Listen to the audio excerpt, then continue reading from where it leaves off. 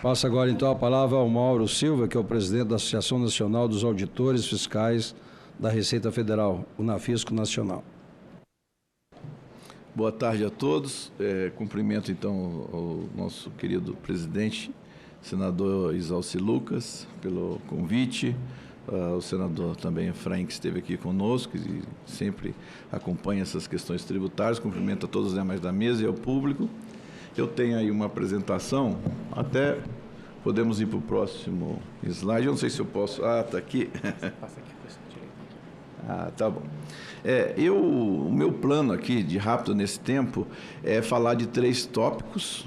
O plano inicial, falar de transação, prazo de cobrança e um pouco de como que eu vejo que talvez o avanço do projeto Confia Sintonia mereça ser refletido em face dos projetos de mediação e arbitragem.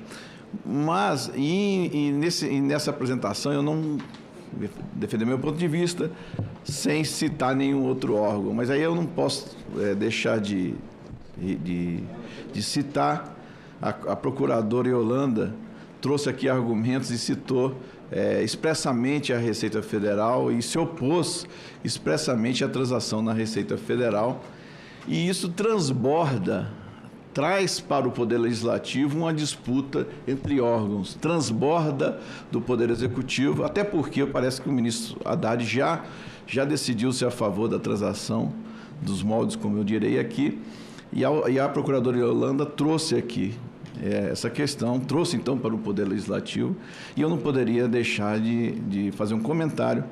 E quando a Procuradoria defende essas questões, ela traz argumentos jurídicos.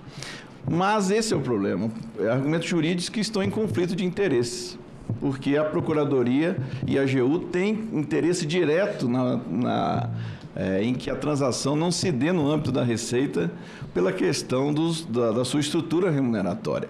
Então, eu acredito que nenhum argumento jurídico nesse ponto da transação vindo da AGU pode ser considerado, porque aí é um problema de conflito de interesse. Eu, por exemplo, tendo feito Direito na Faculdade de Direito da USP, no Largo São Francisco, tendo feito mestrado na Mackenzie e doutorado na USP, sou capaz de escrever um parecer totalmente contrário ao da AGU e defender na frente de todos os meus mestres do Largo do São Francisco, todos os doutores e professores titulares com os quais eu estive recentemente e estive em toda a minha época de estudo. Então, os argumentos jurídicos da AGU nessa questão, qualquer um que olhe com olhos de interesse público, vão ver que são argumentos com um problema de conflito de interesses. Então, quando ele traz argumento que é inconstitucional, que é isso e aquilo, são todos argumentos com um problema de conflito de interesse. E eu e outros tantos, acho que o professor Helena, entre outros, se eu tiver citado errado, eu já peço desculpas, mas nem vou citar mais nomes, mas outros tantos estudiosos podem fazer argumentos contrários. Então, eu só registro isso para a gente olhar isto sob o ponto de vista do interesse público e do interesse do contribuinte. E aí vamos ao próximo slide, para dizer o seguinte: por que é de interesse do contribuinte que haja transação na Receita Federal? Assim. Porque exatamente o valor da dívida do contribuinte, quando passa para a dívida, ele já cresce 20%. Então, ele fazer transação no âmbito da Receita Federal é de interesse do contribuinte. E o atual PL 124, ele só traz hipóteses na cobrança da dívida ativa, existindo contencioso nos outros 2 incisos, né? Mas eu dou um exemplo que, não existindo contencioso, é de interesse do contribuinte. Eu posso dar um exemplo em que um contribuinte, seja grande ou pequeno, ele, por um erro do seu contador, ele tem lá um problema num débito. E esse débito, seja por lançamento de ofício ou por notificação de lançamento, ele também, por um erro, não se defendeu, portanto, não há contencioso, certo? E se não havendo contencioso, ele não puder ser feita transação na Receita Federal, esse contribuinte não poderá fazer a transação antes de ver seu débito aumentado. Ele é obrigado a sofrer um aumento de 20% no seu débito para aí só fazer a transação. Então, não há motivo para isso, e aí, nesse sentido, a gente propõe o inciso 4º ali, uma transação sem contencioso, antes da inscrição em dívida, realizada pela administração tributária. Parece que ficou um pouco grande, né? Ou eu que coloquei o...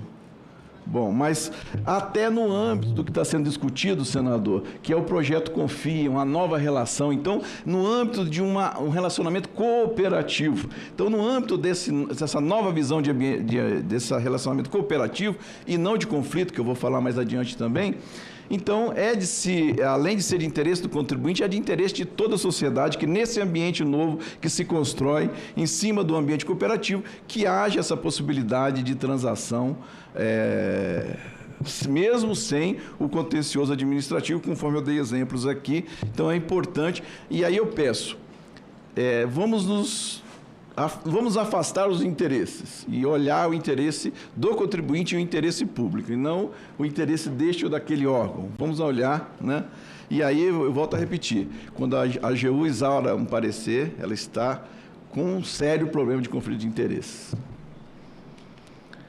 Bom, e aí eu vou para a questão da cobrança. Também é outro ponto em que há, de maneira similar, esse conflito entre Receita e PGFN, e também pelo mesmo motivo. A PGFN tenta encurtar ou eliminar a cobrança administrativa. Aliás, disse que, diz aí no projeto no qual trabalhou, e um procurador também admitiu que também já aqui havia um excesso, tentando fazer com que a cobrança, dizendo que a cobrança pressupõe inscrição em dívida ativa, ou seja, a Receita Federal não faria mais cobrança. Eu pergunto, isso é de interesse público? É de interesse do contribuinte?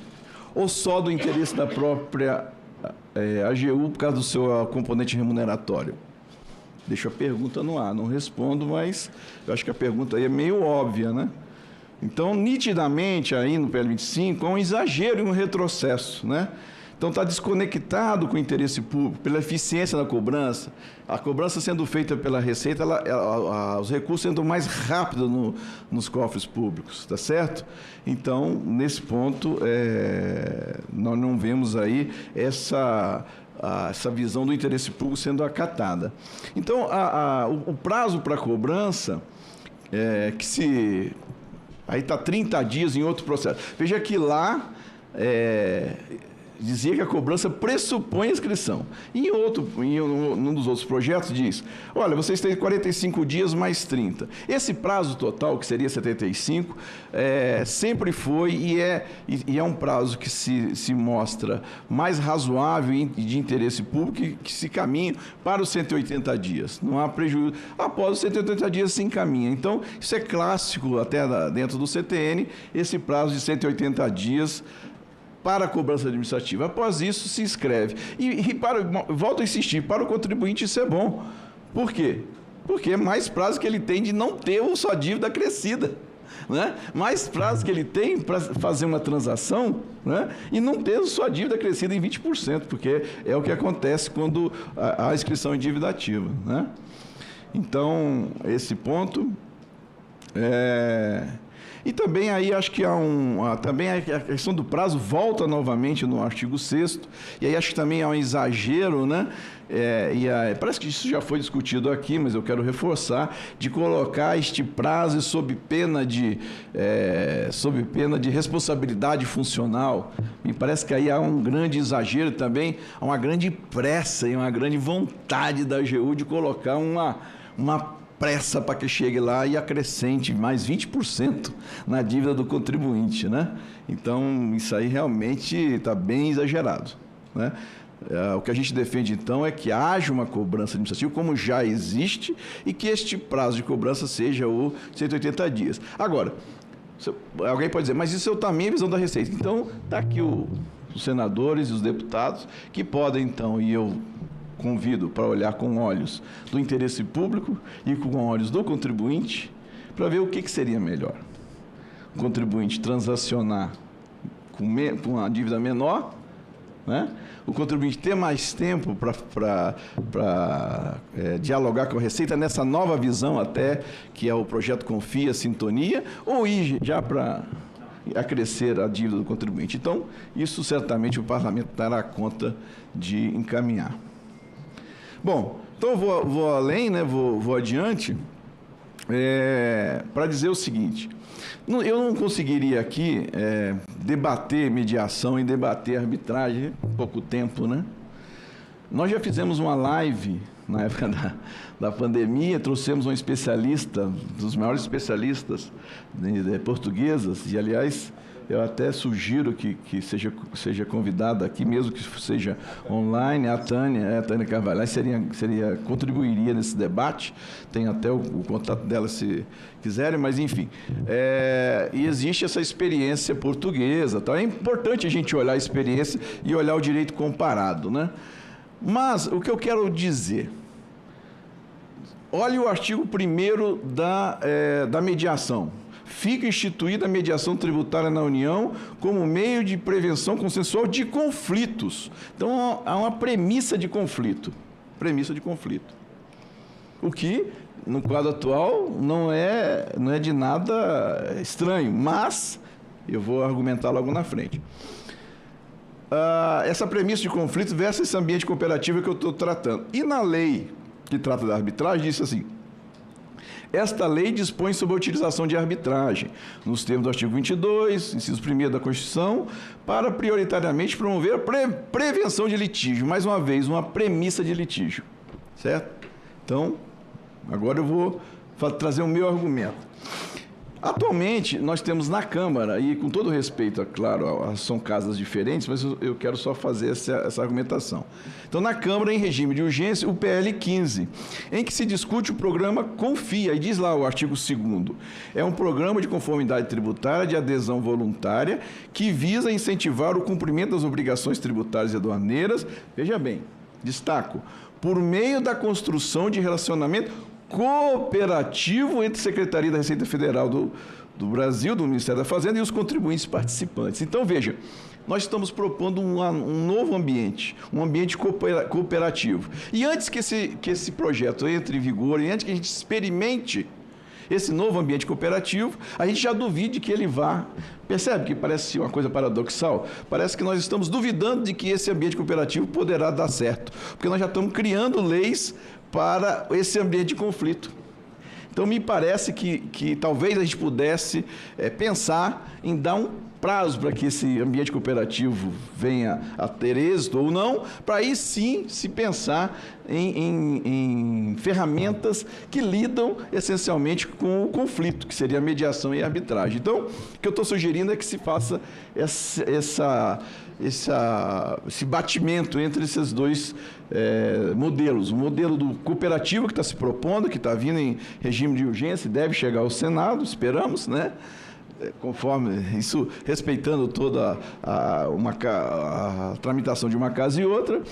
Então, certamente o Senado enfrentará isso. Então, o que a gente está propondo é que se dê um tempo para esse ambiente cooperativo, e é que nós todos desejamos.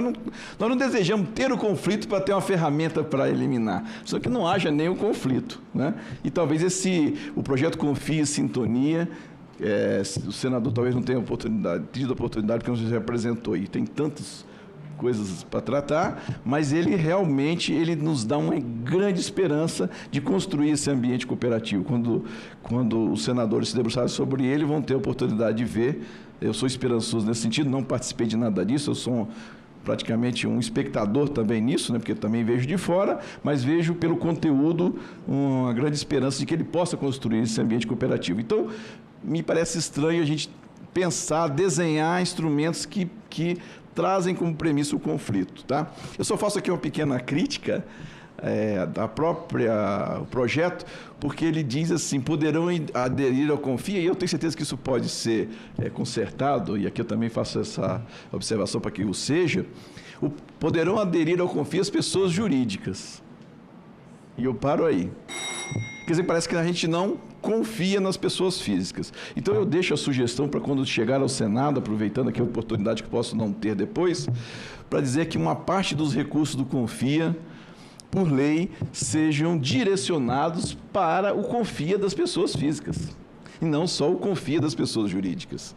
Então, quando eu olhei o projeto e vi com tão positivamente de um lado, mas imediatamente eu percebi que havia aí uma falha, uma omissão no sentido de vamos fazer também o Confia das pessoas físicas. Então eu deixo deixo só isso como um parênteses, aproveitando que eu falei do projeto, não poderia deixar de citar, mas volto a dizer, há uma grande esperança no conteúdo, né, de tão moderno, dessa visão cooperativa que traz o projeto Confia. Então,